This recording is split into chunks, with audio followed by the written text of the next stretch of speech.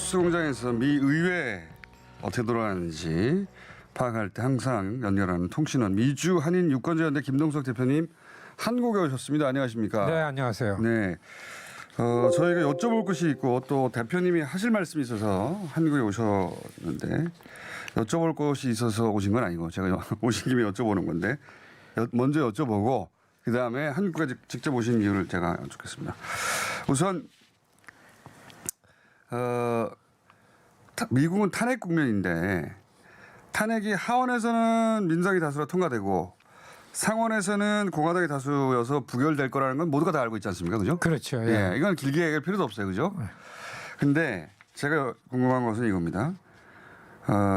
민주당이 이 탄핵 카드를 꺼낸 것은 상원에서 통과가 될 줄 알고 꺼낸 게 아니라 이 선거판에서 이 탄핵이란 카드로 판을 좀 흔들어 보자 선거 캠페인의 일환으로 꺼내든 거 아닙니까? 그죠? 그렇죠. 공화당은 이미 도널드 트럼프가 후보니까 그렇죠. 그 후보의 흠집, 예. 그 대통령의 자질 이런 것들을 미국 시민사회에 만천하에 내놓으면 알리기 위해서 그렇죠. 예. 그러니까 이게 나쁘게 말하면 블랙 캠페인인데 그렇죠? 이런 측면도 있었습니다. 우크라이나 스캔들이 나왔을 때는 예. 그 내용을 볼 때에는 정상적인 의회라면 대통령 탄핵을 추진 안 할 수가 없는 부분 여론은 있었습니다. 예. 선거 전략상 민주당에서는 그래도 하는 게 유리하냐 아니냐라고 하다가 결국에는 하자. 하는 게 선거에 더 유리하다고 그렇죠. 보죠. 예. 예. 그렇게 본격적으로 시작됐습니다. 뭐 공화당에서는 맡아도라 하겠죠. 여하간 그렇게 선거 캠페인 차원에서 시작됐어요. 그러면 여기서 진짜 질문은 선거에 유리하냐 이거예요. 민주당이 유리하냐 혹은 공화당이 불리하냐 혹은 역풍이 부냐 아니면 별 상관이 없냐 어떻습니까? 간단하고 쉽게 얘기되면은 지금 뭐 저 탄핵 안 되는 건 누구나 다 아는데 그러니까 1월 중순경 되면 트럼프 대통령 탄핵 부결 이렇게 되는 결론을 가지고 선거판을 보면은 민주당이 오랫동안 헛발질을 했다. 그런 왜냐하면 분위기입니까? 예, 지금 탄핵 결의안을 갖고서 미국 시민사회 여론조사도 트럼프가 마음에 안 들지만 탄핵감은 아니었다. 탄핵 추진하는 걸로 인해 가지고 미국 의회가 얼마나 에너지가 소진이 됐느냐. 오히려 이제 민주당 쪽에서 여론을 덤태기를 쓰고 가 있는 거죠. 그렇게 시도를 했으면 뭐 탄핵을 성공시키든가 되지도 않은 일을 했다라는 여론이 있다는 거죠. 그렇죠. 이제 상원으로 넘어올 것 뻔하니까 상원에 민주당의 리더인 찰 슈머가 어제 저녁 때 그 미치 매코넬이 상원 공화당 대표인데 거기다가 상원에서도 하나 좀 검토해 봅시다. 뭐냐 하면은 그 존 볼튼을 불러봅시다 그랬는데 점잖게 미치 매코넬이 상원은 그런 기능이 아닙니다. 묻고 따지고 절박하게 이런 게 아니라 점잖게 이 정도 상황에서 어떻게 해야 되냐 국가 이익을 위해서 타일르고 말하는데 아무 소리도 못했습니다. 알겠습니다. 분위기가 이렇습니다. 그러니 이것이 민주당이 기대하고는 다르게 미 대선판에서 크게 영향을 미치지는 않을 것이다. 네, 오히려 트럼프 대통령은 이 민주당이 이렇게 미국 정치권을 혼란스럽게 했기 때문에 그런 공격을 하고 있죠.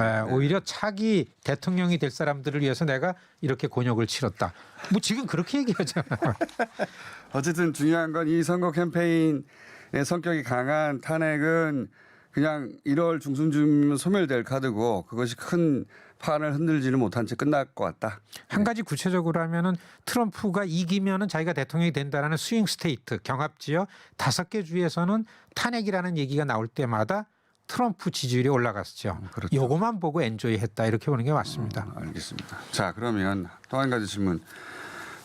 지금 그럼 민주당의 후보 상황을 보면 굉장히 특이한 상황인 게 보통 이 정도쯤 되면 유력한 사람 하나 둘 뭐 이렇게 얘기하면서 나머지는 도전자들 이렇게 얘기해야 되는데 지금은 한 4명 정도가 주별로 1, 2등 막 바뀌고 1등 했던 사람이 다른 주 가서는 4등하고 4등 한 사람이 다른 주 가서 1등하고 이렇지 않습니까 여론조사가. 그렇습니다. 한 8월 중순서부터 가만 보면 난쟁이 키재기로만 보여졌죠. 이 민주당 쪽이. 사실 어떻게 보면 나쁜 건데 민주당한테는.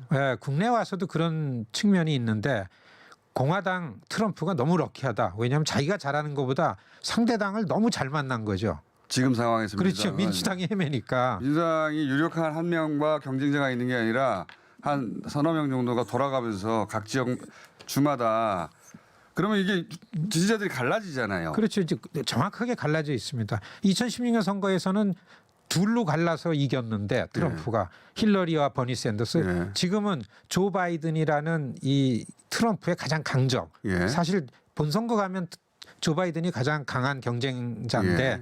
조 바이든을 앞에 놓고서 그 다음에는 리사 워렌이라는 예. 그 시민사회 후보라고 부르짖는 예. 그다음에 버니 샌더스 예. 이념적으로 좌파라고 예. 내놓고 하는 그룹 그다음에는 그것도 아니면서 중도적으로 있고 버니 샌더스 쪽에는 좀 마음에 안 들고 그러니까 뜬 부티지지 이렇게 네 사람의 그 후보와 지지 세력이 거의 비슷하게 갈라져 있습니다. 주마다 갈라져 있다. 그렇죠. 특히나. 2월 3일 날 시작되면은 아이오와에서는 부티지가 1등이고서 뉴햄프셔에서는 워렌이 1등이고 사우스캐롤라이나에서는 조 바이든이 1등이고 네바다에서는 버니 샌더스 1등이고요. 이게 지금쯤 돼서는 지점이 정해져서 바람이 일어가지고 대세몰이가 돼가지고 뉴햄프셔쯤 가면은 보여야 되는데 경선하다가 지지자들끼리 이제 감정 상하고 나중에 후보가 하나로 정해져서 합쳐지지 않고 이런 기간이 길어질 수 있겠네요. 버니 샌더스 지지층들이 힐러리가 미워가지고 본선거 투표 안 해가지고 트럼프가 이겼잖아요.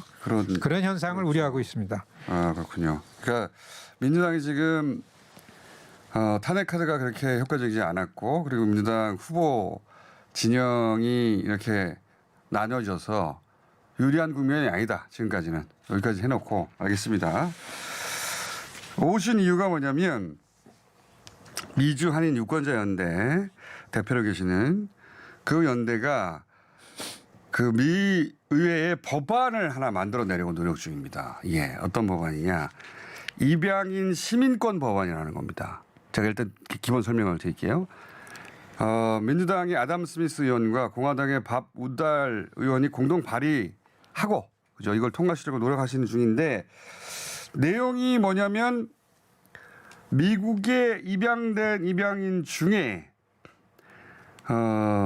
그 미국 양부모가 법적인 절차를 제대로 처리하지 못해서 거기서 어릴 때부터 자라서 완전히 성인이 됐는데도 불구하고 미국 시민권이 없는 사람들이 있다는 거 아닙니까? 많습니다. 저는 이걸 다큐로 본 적은 있어요. 아프간이었던 것 같은데 그 지역에서 태어나 입양이 돼서 이미 성인이 됐는데 트럼프 등장하고 나서 거기서 말하자면 자기 아주 아기 때를 제외하고는 완전히 미국 사람인데 미국 국적이 없어가지고 미국 국적이 없자 트럼프가 추방돼 시켜가지고 네, 지금 많습니다. 예. 케이스가. 그 아프가니스탄에 대해서 아무것도 모르는데 돌아가가지고 영어밖에 못하는데 거기서 총 맞고 죽고 뭐 이런 다큐를 본 적이 있어요. 우리도 같은 경우가 있죠. 근데 예. 한국에서 입양된 한국 출신의 입양인 중에 지금 말한 케이스처럼 국적을 얻지 못한 채 성인이 되어버린 사람이 얼마나 있습니까? 2만 명이 넘는다. 2만 명이요? 예, 2만 명에서 2만 2천 명. 사실 그렇게 무국적자가 한 6만 명으로 추산되는데 그 중에 한 2만여 명이 한국 출신이다. 그러니까 한국말을 전혀 못하고 전혀 뭐 한국말뿐만 아니라 한국에 대해서는 아무것도 모르고 그렇죠. 근데 한국에서 아기 때 입양돼서 거기서 평생 교육받고 자랐는데 그 양부모들이 법적 절차를 잘 챙기지 못해가지고 성인이 될 때 시민권을 얻지 못했어요. 그런데 이 사람들은 그러니까 영어밖에 할 줄 모르고 완전한 미국 시민으로 성장했음에도 불구하고 그냥 법적 절차를 제대로 중간에 못했기 때문에 시민권을 받을 방법이 없다는 거 아니에요, 그렇죠? 그렇죠. 그냥 무국적 뭐 저 지구상에 있는 게 아닌 것처럼. 근데 이 처지가 사람들 됐죠. 추방하겠다는 거 아닙니까 지금? 트럼프 들어와 가지고는 걸리면 추방이죠. 경미한 무슨 법적 그 제재가 조치가 있으면은 교통 위반을 하거나 네. 그래도 가가지고 너 어디 살아 뭐 어떻게 이상하면은 국적이 없네? 그 불법 체류구나. 나 여기 평생 살았어 어릴 때부터 해도 소용이 없다는 그 거죠. 소용이 없죠. 그러면 이렇게 보면 코리아라는 거 알고 있다. 그러면 이렇게 보내고 한국에 들어와가지고 오갈 데 없고 하늘을 보고 한탄하다가 자살하는 사람 생기고 이건 그래서 한국에도 지금 그런 그 추방돼서 오는 입양 출신들이 수가 있어요? 많아지고 가끔 뉴스로 보면은 그렇게 있습니다. 그런데